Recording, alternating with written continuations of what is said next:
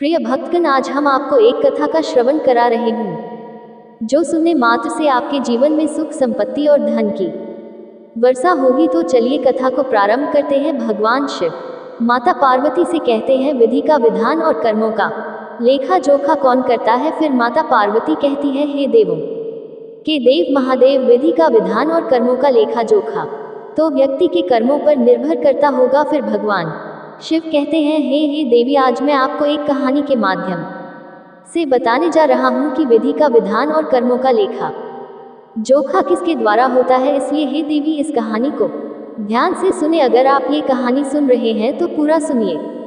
इस कथा को आधा अधूरा छोड़कर जाने की गलती मत करिएगा, क्योंकि इस पवित्र कथा को पूरा सुनने से मनचाहा फल की प्राप्ति होगी। इसलिए इस कथा को पूरा सुने। आप शिव भक्त हैं तो भोलेनाथ का अनादर ना करें। कहते हैं कि समय बहुत शक्तिशाली होता है। समय में वह ताकत होती है जो रातों रात राजा को रंग और रंग को राजा बना सकती है। इसे कई विद्वानों ने भी कहा है कि होनी बहुत बलवान होती है, विधि के विधान को कोई नहीं मिटा पाया। फिर माता पार्वती कहती है, हे प्राणनाथ, क्या ये बात सच है? क्या यह एक झूठ है? फिर भगवान शिव कहते हैं, चलिए एक पौराणिक कहानी के माध्यम से इस बात को समझने का प्रयास करते हैं। हे देवी, यह कहानी बहुत ही शिक्षाप्रद और ज्ञानवर्धक है। मेरा आपसे निवेदन है कि कहानी के अंत तक हमारे साथ बने रहे। ये बहुत समय पहले की बात है। एक नगर से दूर एक तपस्वी महात्मा का आश्रम था। वे सभी शास्त्रों और वेदों का ज्ञान रखते थे और उनकी ख्याति दूर दूर तक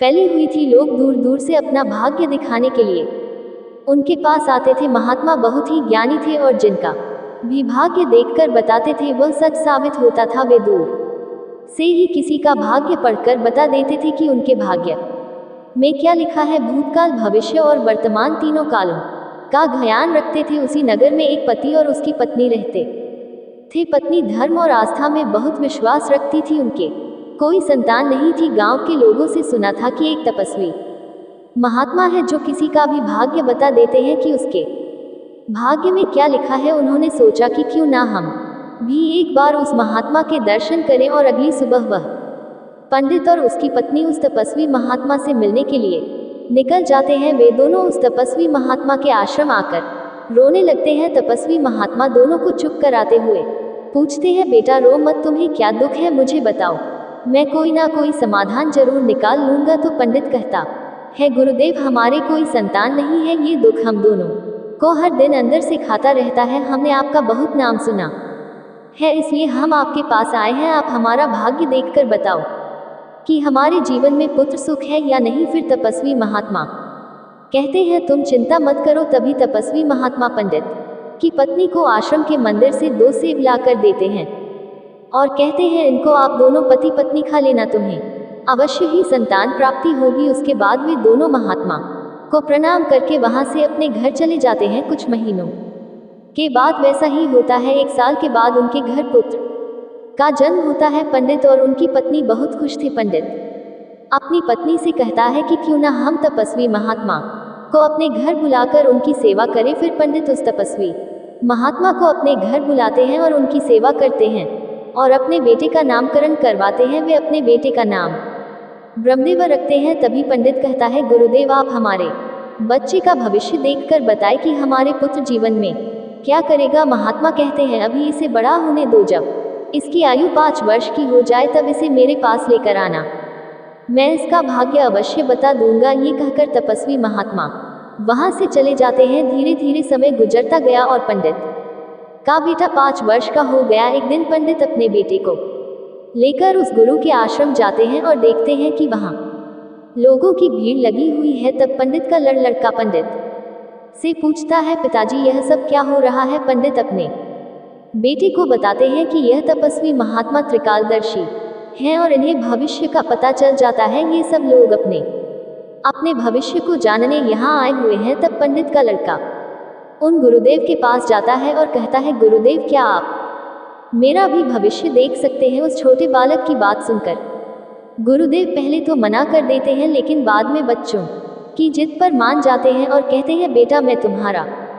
भाग्य देखता हूँ, तुम मेरे सामने आकर बैठ जाओ। फिर तपस्वी महात्मा उस पंडित पुत्र का भाग्य देखने लगते हैं। उन्होंने अपने ग्रंथ को खोला और पंडित पुत्र के ललाट को देखा। गणना करने पर तपस्वी महात्मा ने देखा कि पंडित के पुत्र का विवाह एक नीच कुल की कन्या के साथ होना लिखा है। ये देखकर तपस्वी महात्मा सोचने लगे कि अब क्या होगा। यह उच्च कुल का ब्राह्मण है और उसके पुत्र का विवाह नीच कुल की लड़की से होगा। यदि ऐसा हो गया तो ये कहीं का नहीं रहेगा और किसी को अपना मुंह दिखाने लायक भी नहीं रहेगा। तपस्वी महात्मा ये सब बातें उस पंडित को बता देते हैं। पंडित ये सुनकर कहता है, गुरुदेव नहीं नहीं, मैं ऐसा नहीं होने दूंगा। जब मैंने भाग्य जान लिया है तो मैं इसे बदल दूंगा।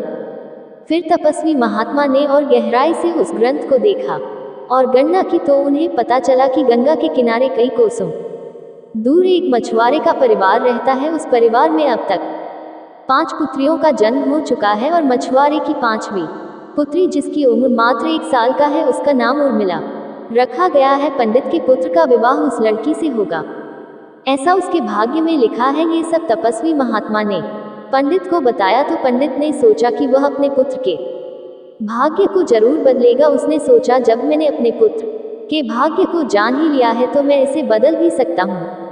पंडित ने कहा, गुरुदेव मैं भी आज देखता हूँ कि भाग्य बड़ा है या मैं बड़ा हूँ। फिर वो पंडित ब्रह्मा जी के लिखे हुए विधान को बदलने के लिए निकल पड़ा और चलते चलते वह मछुआरे के घर पहुंच गया। जब मछुआरे ने देखा कि काशी नगरी के एक महान पंडित उसके द्वार पर खड़े हैं तो उसने पंडित का बहुत आदर सत्कार किया और कहा, गरीब की कुटिया में आप पधारे हैं, ये तो मेरे लिए सौभाग्य की बात है। पंडित ने कहा, मछुआरे मैं किसी उद्देश्य से तुम्हारे पास आया हूँ। मैं तुमसे ये जानना चाहता हूँ कि तुम्हारे घर में एक कन्या ने जन्म लिया है। मछुआरे ने उत्तर दिया, हाँ, हमारे घर में एक और पुत्री ने जन्म लिया है जिसकी आयु अभी 1 वर्ष की है। पंडित ने पूछा, क्या उसका नाम उर्मिला है? मछुआरे ने कहा, जी पंडित जी, उसका नाम उर्मिला है। पंडित ने कहा, मछुआरे मेरा गुरु त्रिकालदर्शी है, उन्होंने मुझे कुछ मंत्र दिए हैं। मैं तो इस रास्ते से जा रहा था तो मैंने देखा तुम पर एक बड़ा संकट आने वाला है। जब तक तुम्हारी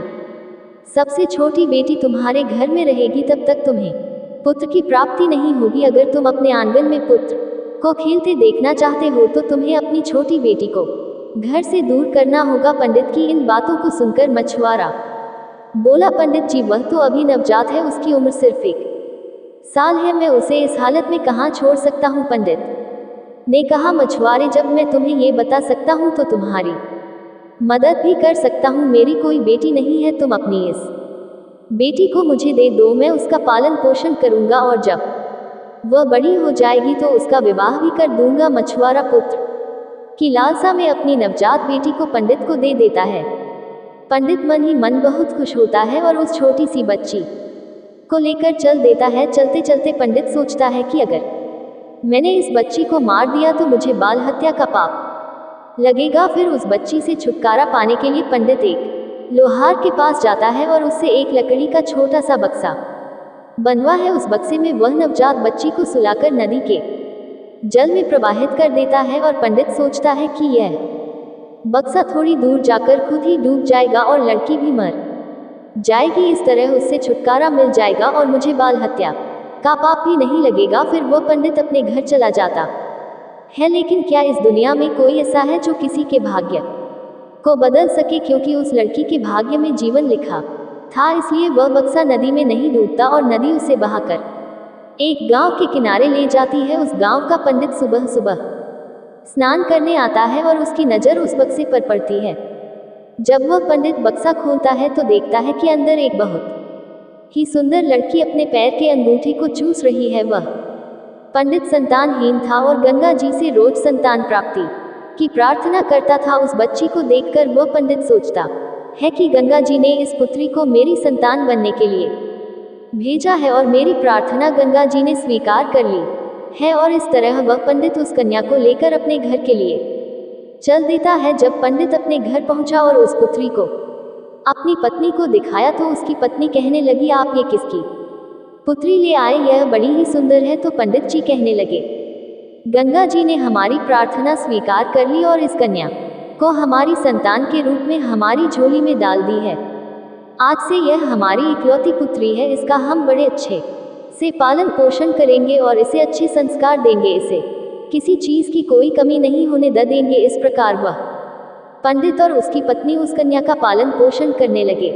समय बीतता गया और वह कन्या भी बड़ी होती गई। जैसे जैसे वह लड़की बड़ी होती गई, उसकी सुंदरता में चार चांद लगते गए। वह इतनी सुंदर थी जैसे कोई इंद्र की अप्सरा हो। फिर जब लड़की थोड़ी और बड़ी हुई तो एक दिन पंडिताइन ने अपने पति से कहा, सुनते हो हमारी बिटिया बड़ी हो गई है और इसकी विवाह की भी उम्र हो गई है। आप कहीं जाकर हमारी बिटिया के लिए वर ढूंढकर उसकी शादी करवा दो। पत्नी की यह बात सुनकर वह पंडित अपनी इकलौती बेटी के लिए वर देखने निकल पड़ता है। जब आसपास में उसे कोई उपयुक्त वर नहीं मिलता तो पंडित जी अपनी बेटी के लिए वर की तलाश करते करते काशी नगरी पहुंच जाते हैं। वहां जाकर वह लोगों से पूछते हैं कि क्या यहाँ कोई ऐसा ब्राह्मण परिवार है जिसका कोई पुत्र विवाह योग्य हो। काशी नगरी के लोग उस पंडित के बारे में बताते हैं जिसने एक लड़की को नदी में बहा दिया था।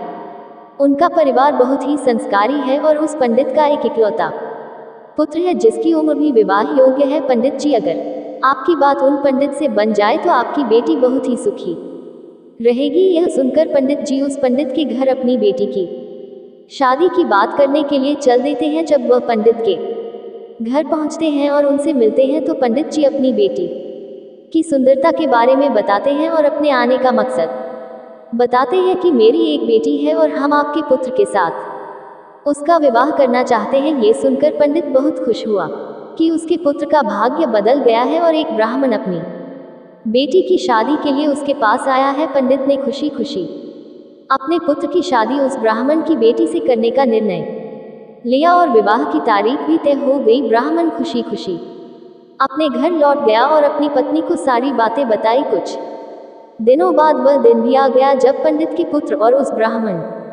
की बेटी की शादी होनी थी। पंडित अपने पुत्र की बारात लेकर ब्राह्मण के गांव की ओर चल पड़ा और सोचता रहा कि उसने अपने पुत्र का भाग्य बदल दिया है। लेकिन पंडित को यह नहीं पता था कि विधाता का लिखा कोई नहीं मिटा सकता। जो लिखा है वह अटल है और वैसा ही होता है, चाहे कोई कितनी भी कोशिश कर ले। भाग्य का लिखा कोई नहीं बदल सकता। इस तरह मछुआरे की बेटी आज पंडित की पुत्री बनकर पंडित के बेटे के साथ विवाह करने के लिए तैयार हो रही है, जिसे उस पंडित ने पानी में बहा दिया था। फिर उस लड़की का विवाह उस पंडित के बेटे के साथ हो जाता है और इस तरह वह कन्या पंडित के घर में आ जाती है। पंडित का पुत्र सुंदर सी पत्नी पाकर खुश था। पंडित की पुत्री सुंदर सा पति पाकर खुश थी और पंडित इस बात से खुश था कि उसने अपने पुत्र का भाग्य बदल दिया है। फिर एक दिन किसी कार्य से उस पंडित के पुत्र को काशी नगरी से कुछ दिनों के लिए बाहर जाना पड़ता है।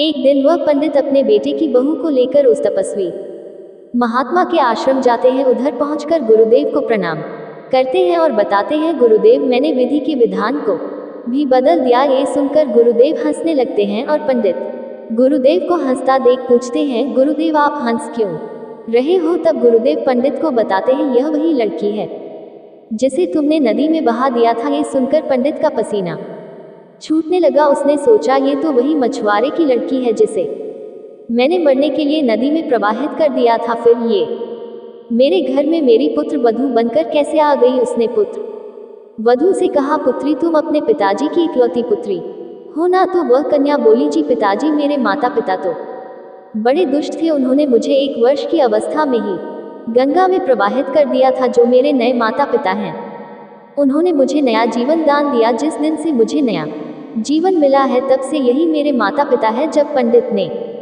ये साबित कर लिया कि यह वही मछुआरे की लड़की है तो उसने इस पुत्र वधू से निजात पाने के लिए एक युक्ति निकाली और अपने बेटे की बहू से कहा, बेटी तुम पहली संतान पुत्र पाना चाहती हो तो तुम्हें मेरे साथ समुद्र पर चलना होगा। जब दोनों ससुर और पुत्र वधू समुद्र पर पहुंचे तो पंडित ने अपने हाथ से एक अंगूठी निकाली और उसे दिखाते हुए समुद्र में फेंक दिया और कहा, बेटी जिस दिन तुम्हें यह अंगूठी मिल जाए उसी दिन तुम अपने घर आ सकती हो। अगर यह अंगूठी नहीं मिली और तुम अपने पिता के घर पहुंच गई या मेरे घर आ गई तो तुम अपने पति को खो दोगी। इसलिए तब तक तुम्हें कहीं नहीं जाना है जब तक यह अंगूठी तुम्हें ना मिल जाए। यदि तुम मेरे वचनों को मानोगी तो तुम्हें अवश्य पुत्र की प्राप्ति होगी और तुम्हारा भाग्य भी जाग उठेगा। ऐसा कहकर पंडित उसे समुद्र के किनारे छोड़कर वापस अपने घर लौट गया। उर्मिला ने काफी प्रयास किया लेकिन अंगूठी नहीं मिली। जब अंगूठी नहीं मिली तो वह बेचारी एक रास्ते की तरफ चल दी, क्योंकि ना तो वह अपने पिता के घर जा सकती थी और ना ही अपने के घर। फिर चलते चलते जब वह आगे बढ़ी तो सामने से एक राजपूताना परिवार आता हुआ दिखाई दिया जो अपने गांव की तरफ जा रहा था। जब उस राजपूत परिवार ने उस लड़की को देखा तो कहने लगे, बेटी इस जंगल में तुम अकेली कैसे घूम रही हो? यहाँ तो बहुत सारे जानवर रहते हैं। तो वह कन्या बोली, क्या बताऊं, मैं विपत्ति की मारी हूँ और मेरा इस दुनिया में कोई नहीं है। राजपूत परिवार बोला, बेटी अगर तुम चाहो तो हमारे साथ चल सकती हो। जब उर्मिला ने ये सुना तो वह सहज गई और उनके साथ चलने के लिए तैयार हो गई। इस तरह उर्मिला को उस राजपूत परिवार ने अपने घर खाना बनाने के लिए रख लिया। जो राजपूत परिवार का मुखिया था वह उस पंडित का बहुत ही घनिष्ठ मित्र था। कुछ समय बाद जब पंडित का लड़का अपने घर आया और उसने अपने पिताजी से उर्मिला के बारे में पूछा तो पंडित ने झूठ बता दिया कि गंगा स्नान करते समय तुम्हारी पत्नी उर्मिला डूबकर मर गई। जब पंडित के लड़के ने ये सुना तो उसे काफी दुख हुआ। उधर राजपूत परिवार जिस गांव में निवास करता था उस गांव के एक पंडित अपनी बेटी का रिश्ता लेकर उसी पंडित के घर पहुंचा। जब उसने अपनी पुत्री के विवाह का प्रस्ताव रखा तो पंडित ने कहा कि वे अपने बेटे के साथ उसकी बेटी का विवाह तो कर लेंगे, लेकिन पहले वे उसकी बेटी को देखेंगे और फिर ही विवाह करेंगे। पंडित को डर था कि कहीं मछुआरे कि वही लड़की फिर से विवाह ना कर ले जो उसके बेटे की किस्मत में लिखी है। वह पंडित इस शर्त को मानने के लिए तैयार हो गया और अपने गांव लौट गया। जब पंडित अपने बेटे के लिए लड़की देखने के लिए उस पंडित के गांव की ओर चल दिए तो उधर जो अंगूठी पंडित ने समुद्र में फेंकी थी उसे एक मछली निगल गई। एक दिन एक मछुआरे ने समुद्र में जाल फेंका और वही मछली पकड़ ली जिसने अंगूठी निकली थी। मछुआरे ने उस मछली को बेचने के लिए उसी जगह पहुंच गया जहां वह राजपूत परिवार रहता था। परिवार के मुखिया को मछली खाना बहुत पसंद था, इसलिए उसने मछुआरे से वह मछली खरीद ली और उसे लेकर उर्मिला से कहा, बेटी क्या तुम मेरे लिए मछली पका दोगी? उर्मिला ने कहा, जी मैं मछली तो नहीं खाती हूँ लेकिन आपके लिए जरूर बना दूंगी। फिर वह मछली लेकर रसोई में काटने लगी। जब उर्मिला ने मछली को काटा तो उसके पेट से वही अंगूठी निकलकर जमीन पर गिर पड़ी। उर्मिला ने अंगूठी को पहचान लिया और बहुत खुश हुई। उधर पंडित अपने पुत्र को लेकर गांव पहुंचा और कहा, पुत्र इस गांव में हमारे घनिष्ठ राजपूत मित्र रहते हैं, पहले हम उनके पास चलते हैं, फिर तुम्हारे लिए लड़की देखने पंडित जी के घर जाएंगे।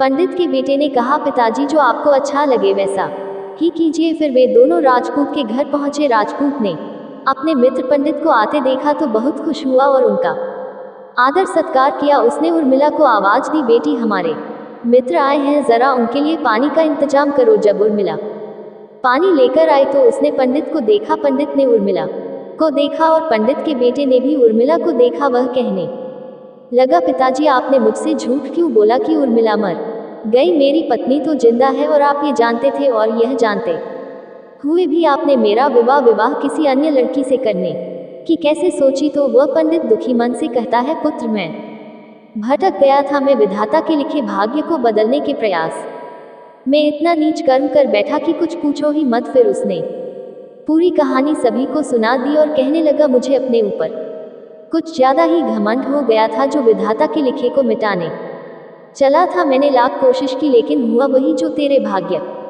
में लिखा था। ये कहकर उसने अपने बेटे की बहू से माफी मांगी और ब्रह्मदेव तुरंत उसे घर लेकर गए। दोस्तों, भाग्य को कोई बदल नहीं सकता, जो लिखा होता है वह जरूर होता है। फिर भगवान शिव कहते हैं, हे देवी आपने ये तो सुना ही होगा कि कर्मों का फल और भाग्य का लिखा कभी नहीं मिटता। इंसान धरती पर अच्छे और बुरे कर्म करते हैं और सोचते हैं कि हमें कोई नहीं देख रहा, लेकिन एक अलौकिक शक्ति है जो हमेशा पृथ्वी लोक पर नजर रखती है। फिर भगवान शिव कहते हैं, जैसा बीज बोओगे वैसी ही फसल पाओगे। हे प्रिय, ये कहावत आपने सुनी ही होगी, इंसान जैसे कर्म करोगे वैसा ही फल मिलेगा।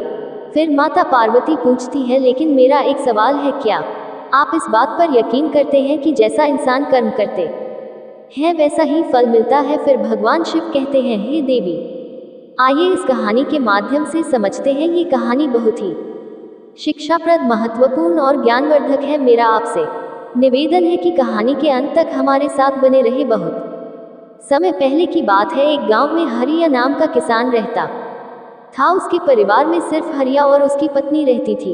एक दिन वह किसान और उसकी पत्नी अनाज बेचने के लिए दूसरे नगर गए थे। जब वह अनाज बेचकर वापस आ रहे थे तो उन्हें एक सुनसान रास्ते से गुजरना पड़ा। जब वे दूसरे राज्य की सीमा से निकले तो कुछ डाकू उन्हें मिल गए और उन डाकुओं ने किसान और उसकी पत्नी के पास जो कुछ भी था वह सब लूट लिया। इस तरह किसान और उसकी पत्नी को डाकुओं ने भिखारी बना दिया। इसके बाद डाकुओं का गिरोह वहां से चला गया। डाकू तो चले गए, लेकिन किसान और उसकी पत्नी चिंता में पड़ गए और सोचने लगे कि आगे क्या किया जाए। एक तो अनजान शहर और उसमें दोनों का बुरा हाल था, क्योंकि अनजान शहर में पैसा ही सब कुछ होता है। किसान अपने पत्नी को लेकर अनजान शहर की तरफ बढ़ने लगा। उसे यह चिंता खाई जा रही थी कि अब मैं क्या करूं और करूं तो कैसे करूं। वह इसी चिंता में चला जा रहा था कि नगर के बाहर एक तपस्वी महात्मा की आश्रम दिखाई दी। किसान अपनी पत्नी को लेकर आश्रम की तरफ चल दिया।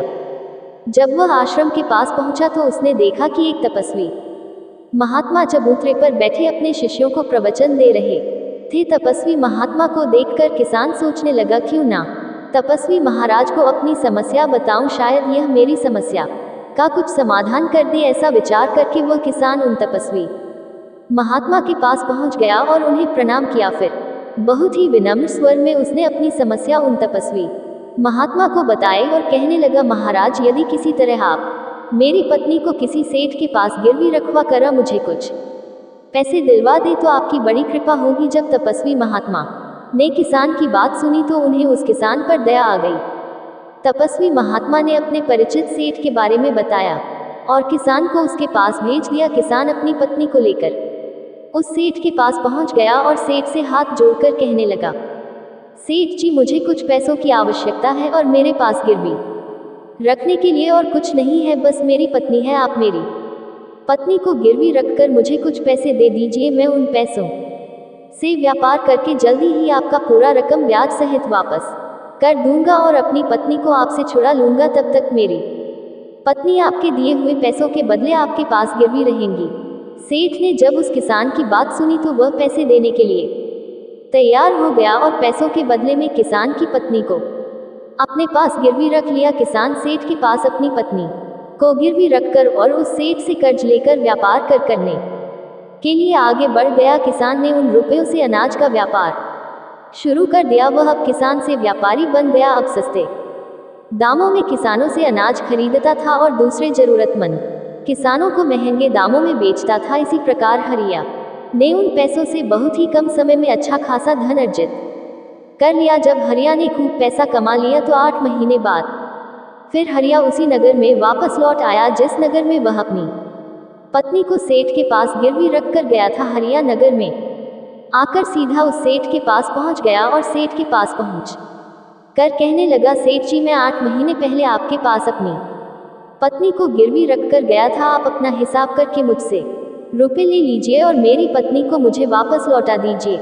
ये सुनकर सेठ ने कहा, भाई क्या बताऊं, आज से 3 महीने पहले की बात है। तुम्हारी पत्नी अचानक बीमार पड़ गई और उस बीमारी के कारण उसकी मृत्यु हो गई। मैंने उसकी बहुत इलाज करवाया, अच्छे से अच्छे डॉक्टर को दिखाया, लेकिन मैं फिर भी उसे नहीं बचा सका। हरिया ने ये सुनकर बहुत दुखी हुआ। फिर थोड़ा धीरज रखकर सेठ से बोला, सेठ जी, जो होना था वह तो हो चुका है। शायद मेरे नसीब में ही ऐसा लिखा हुआ था। अब वह मेरे साथ रहती तब भी आयु पूरी होने पर उसे मरना ही पड़ता। होने को कौन टाल सकता है। फिर भी आप अपने पैसे मुझसे ले लीजिए ताकि मुझे इस बात का संतोष हो जाए कि मैंने अपना कर्ज चुका दिया और अपनी पत्नी को गिरवी रखने के कलंक से खुद को बचा लिया। हरिया की बात सुनकर सेठ बोला, नहीं भाई, अब मैं तुझसे वह पैसा कैसे ले सकता हूँ जब मैं तुम्हारी अमानत ही तुम्हें नहीं लौटा सकता, तो अपना कर्ज वापस लेने का मुझे कोई हक नहीं है। हरिया ने बार बार सेठ से अपना कर्ज वापस लेने का आग्रह किया,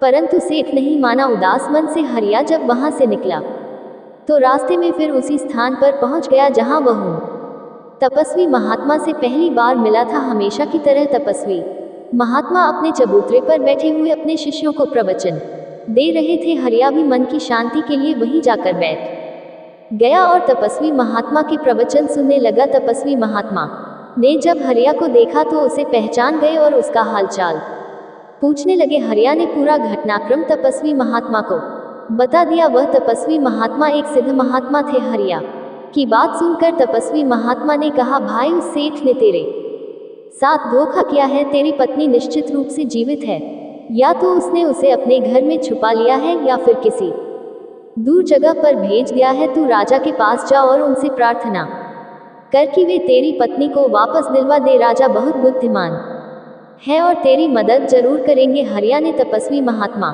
की बात मानी और राजा के दरबार में चला गया। वहां पहुंचकर उसने राजा से गुहार लगाई, महाराज मेरी पत्नी को सेठ से मुझे दिलवा दीजिए। मैंने सेठ से कुछ धन उधार लिया था और बदले में अपनी पत्नी को गिरवी रख दिया था। जब मैं धन लेकर अपनी पत्नी को लेने गया तो सेठ ने कहा कि उसकी मृत्यु हो गई है। वह झूठ बोल रहा है। हरिया की बात सुनकर राजा ने सेठ को दरबार में बुलाया और पूछा, क्या ये सच है कि किसान ने अपनी पत्नी को तुम्हारे पास गिरवी रखा था? सेठ ने स्वीकार करते हुए कहा, हाँ राजन ये सच है। राजा ने फिर पूछा, तो तुम उसकी पत्नी को क्यों नहीं लौटा रहे हो? सेठ ने जवाब दिया, महाराज मैंने किसान को बता दिया था कि उसकी पत्नी की 3 महीने पहले मृत्यु हो चुकी है। महाराज अब मैं धर्मराज के पास जाकर इसकी पत्नी को वापस नहीं ला सकता। राजा ने पूछा, क्या तुम्हारे पास कोई गवाह है जो इस बात की पुष्टि कर सके कि इसकी पत्नी की मृत्यु हो चुकी है? सेठ ने उत्तर दिया, जी महाराज इस बात की पुष्टि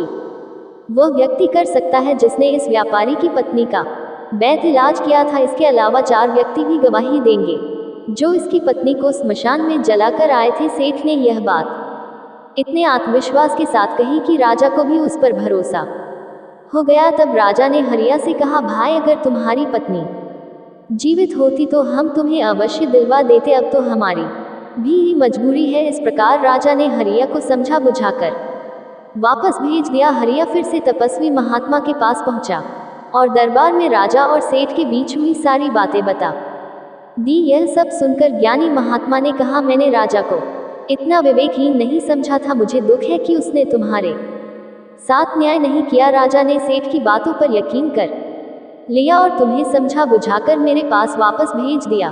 अब तुम मेरी एक बात सुनो। तुम एक बार फिर से राजा के पास जाओ और उसे कहना कि सिर्फ 3 घंटे के लिए वह अपनी राजगद्दी पर मुझे बैठने का अधिकार दे दे। तब मैं राजा को बताऊंगा कि न्याय कैसे किया जाता है और न्याय किसे कहते हैं। हरिया एक बार फिर से राजा के दरबार में पहुंचा और जैसा उस तपस्वी महात्मा ने कहा था उसने राजा से कह दिया। राजा ने हरिया की बात सुनी और कहा, मुझे 3 घंटे के लिए राजगद्दी छोड़ने में कोई ऐतराज नहीं है। यदि ऐसा करने से तुम्हें न्याय मिल जाएगा तो मैं 3 घंटे के लिए उस तपस्वी महात्मा के लिए अपनी राजगद्दी छोड़ दूंगा। तुम उन महात्मा को राज दरबार में ले आओ। हरिया ने राजा की यह वचन सुने और तपस्वी महात्मा के पास गया और उन्हें राज दरबार में ले आया। जब तपस्वी महात्मा राज दरबार में पहुंचे तो राजा ने अपनी राजगद्दी उन्हें सौंप दी। फिर राजगद्दी पर विराजमान होते ही तपस्वी महात्मा ने उस सेठ को दरब में प्रस्तुत किया।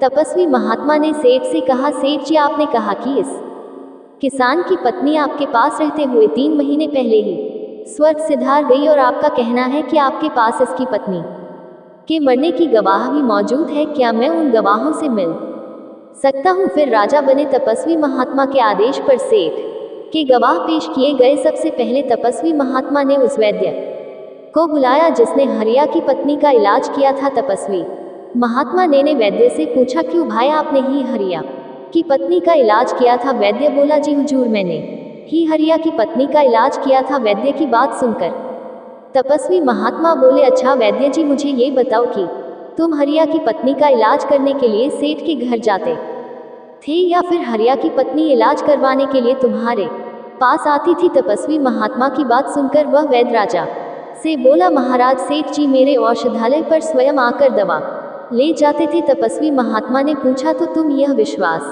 के साथ नहीं कह सकते कि दवा सेठ हरिया की पत्नी के लिए ही ले जाते थे या किसी और के लिए? वैद्य ने उत्तर दिया, हाँ महाराज मैं ये यकीन के साथ नहीं कह सकता कि सेठ किसके लिए दवाई ले जाते थे, लेकिन वे मुझसे दवाई जरूर ले जाया करते थे। तपस्वी महात्मा ने कहा, इसका मतलब तो यही हुआ कि तुम मरीज को बिना देखे ही दवाइयाँ देते हो। ये बहुत ही गंभीर बात है। तुम दवा के स्थान पर किसी को जहर भी दे सकते हो, और हो सकता है तुम्हारे द्वारा दिए हुए जहर से ही हरिया की पत्नी की मृत्यु हुई हो। तपस्वी महात्मा की यह बात सुनकर वैद्य का चेहरा डर के मारे पीला पड़ गया। वह भयभीत स्वर में बोला, नहीं हुजूर, ऐसा हरगिज नहीं हो सकता। मैं अपने किसी मरीज को दवा के बदले जहर क्यों दूंगा? इससे मेरी सारी मान प्रतिष्ठा भी धूल में मिल जाएगी। वैद्य की बात सुनकर तपस्वी महात्मा बोले, अब तो तुम ऐसा ही कहोगे। मैं तुम्हें अपने कर्तव्य के प्रति लापरवाही करने और एक मरीज के जीवन से खिलवाड़ करने के अपराध में 100 कोड़े लगाने का आदेश देने जा रहा हूँ। इसके साथ ही तुम्हारा मुंह काला करके सारे नगर में घुमाया जाएगा। अब तुम सोच लो, सच बोलोगे या फिर मैं सैनिक को तुम्हें गिरफ्तार करने का आदेश दूं? ये सुनकर वैद्य का शरीर कांपने लगा और वह तपस्वी महात्मा के कदमों में जा गिरा और बोला, हुजूर, मुझे माफ कर दीजिए। मैं स्वीकार करता हूँ कि मैंने सेठ के किसी मरीज का कोई भी इलाज नहीं किया। सेठ ने मुझे पैसे दिए थे और कहा था कि अगर गवाही की जरूरत पड़े तो उसके पक्ष में गवाही दे दूं। मेरा अपराध बस इतना ही है कि मैंने लालच में आकर सेठ का प्रस्ताव स्वीकार कर लिया। राजा बने तपस महात्मा ने कहा, वैद्य जी, आपने अपराध तो किया है, इसलिए मैं तुम्हें झूठी गवाही के इल्जाम में 50 कोड़े लगाने का आदेश देता हूँ। तपस्वी महात्मा के आदेश पर राजा के सैनिक ने तुरंत ही पालन किया। सैनिकों ने तत्काल ही उस वैद्य को पकड़ लिया और भरे दरबार में उसे कोड़े लगाने लगे।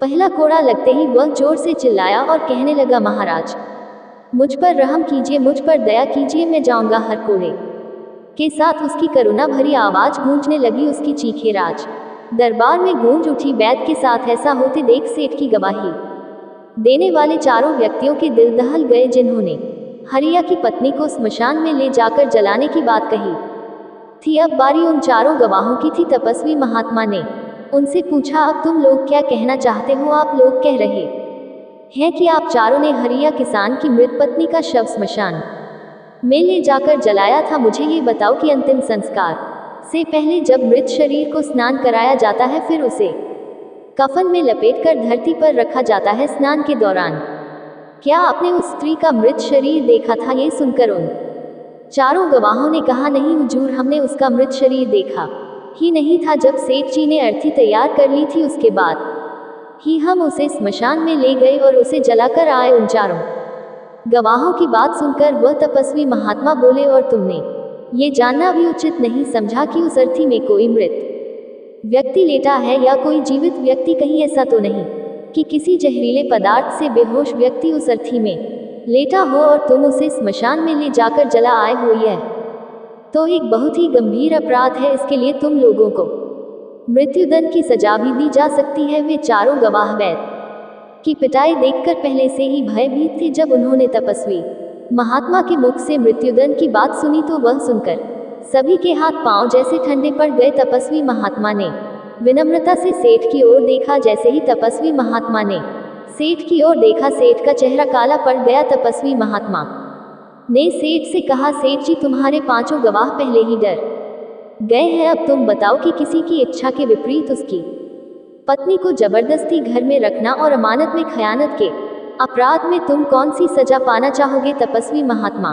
की बात सुनकर सेठ का चेहरा सफेद पड़ गया और वह कुछ बोल नहीं सका। राजा ने अपने तपस्वी महात्मा से कहा, सेठ, इससे पहले कि मैं तुम्हें जीवन भर का कठोर कारावास की सजा दूं, अभी भी समय है कि तुम इस हरिया किसान की पत्नी को दरबार में हाजिर कर दो। सजा के डर से सेठ ने तुरंत अपने सेवकों को घर भेजा और हरिया की पत्नी को दरबार में प्रस्तुत कर दिया। तपस्वी महात्मा ने सेठ से लेकर हरिया को उसकी पत्नी सौंप दी और सेठ को झूठी गवाही के अपराध में 10 साल की सजा सुना दी। उन चारों गवाहों को भी कड़ी सजा दी गई, जिन्होंने हरिया की पत्नी का शव शमशान में ले जाने की झूठी गवाही दी थी। ये देखकर राजा आश्चर्यचकित रह गया और तपस्वी महात्मा के सामने हाथ जोड़कर बोला, महात्मा, आप धन्य है, आपने मुझे सिखा दिया कि न्याय कैसे किया जाता है। राजा की बात सुनकर वह तपस्वी महात्मा बोला, राजन, मेरी 3 बातें सदैव याद रखना कि कभी भी इन 3 स्थानों पर अपनी पत्नी को अकेला नहीं छोड़ना चाहिए। अब हम आपको बताते हैं कि किन स्थानों पर पत्नी को अकेला छोड़ने से बहुत पश्चाताप करना पड़ सकता है। पहला स्थान है, अगर आपकी पत्नी बीमार पड़ जाए तो उसे कभी भी अकेला छोड़कर नहीं जाना चाहिए जब कोई व्यक्ति विवाह करता है तो वह वचन देता है कि वह सुख दुख में साथ रहेगा, इसलिए बीमारी की हालत में उसकी देखभाल करना आपका कर्तव्य है, जैसे वह आपकी सेवा करती है। दूसरा स्थान है, अगर आपकी पत्नी निर्दोष है और कोई उस पर झूठा आरोप लगाता है तो आपको सदैव उसके साथ खड़ा रहना चाहिए। एक लड़की अपने माता पिता का घर इसी आस में छोड़कर आती है कि उसका पति उसकी भावनाओं को समझेगा और हर स्थिति में उसका साथ देगा, इसलिए अगर दुनिया वाले उस पर कोई झूठा दोष लगाते हैं तो आपको अपनी अर्धांगिनी के साथ खड़ा रहना चाहिए और उसे कभी भी अकेला नहीं छोड़ना चाहिए। ऐसी स्थिति में आपको अपनी पत्नी को यह विश्वास दिलाना चाहिए कि आप उसके साथ हैं। तीसरा स्थान है, किसी भी परिस्थिति में अपनी पत्नी को किसी अन्य पुरुष के साथ अकेले नहीं छोड़ना चाहिए, क्योंकि आज के समय में किसी का कुछ नहीं पता, कौन कब और किसके साथ दगा कर यह कहना मुश्किल है। इतना कहकर तपस्वी महात्मा अपने आश्रम चले जाते हैं। फिर भगवान शिव इस कथा को समाप्त करते हैं। इस वीडियो को बोलते समय कोई त्रुटि हो तो मैं क्षमा चाहती हूँ। उम्मीद है आप सभी को यह वीडियो अच्छी लगी होगी। अगर आप शिव के सच्चे भक्त हैं तो चैनल को सब्सक्राइब और वीडियो को लाइक करके कमेंट में हर हर महादेव लिख दीजिए।